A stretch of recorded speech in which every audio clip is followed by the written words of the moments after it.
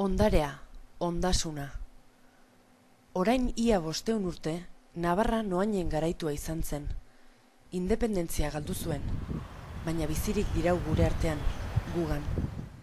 Memoriak nor garen esaten digu, zein den batzen gaituen lurra. Memoria, hizkuntza, lurraldea, kultura, bizierak, gure erkidegoaren indarra, ondare hau da garena, gure gizartea bizirik eta sortzaile, bihar izan nahi dugunaren funtsa. Baina aberastasun hau pizteko eta garatzeko, independentzia behar dugu.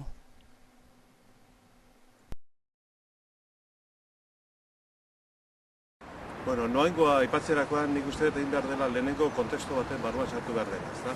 Orduan, noaingoa gertatzen da, nolabait Kastilak, lehenengo bere nolabaiteko penintsula iberika delako hori konkistatzen duenean osorik, orduan Granada, Portugal ere bai momentu batean, eta nolabaiteko Afrikarra den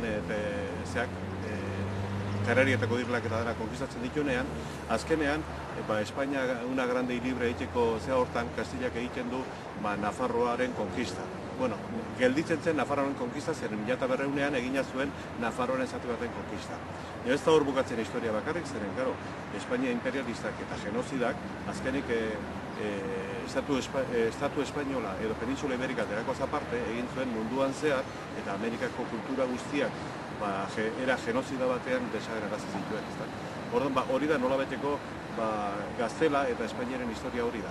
Orduan, ja, gaurkora etorriaz, orduan nolabeteko noaingora etorriaz, noaingoaren referentzia da nolabeteko independentziaren arrastoaren azken aztarna bezala.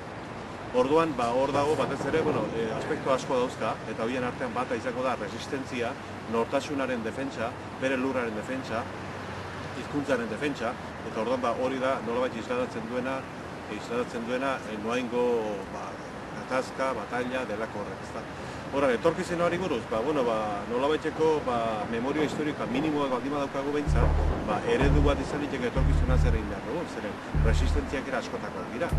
Izan litezke pasiboak edo aktiboak. Orduan, bakoitzak ikusko du zer ataren egin behar duen resistentzia hori, baina eskubide kolektiboen izenean, guk geure lurraldea berreskuratzeko eskubide guztia daukagu. Orduan, resistentzia hori nolabait jarraitzen du, eta ez bukatzen dira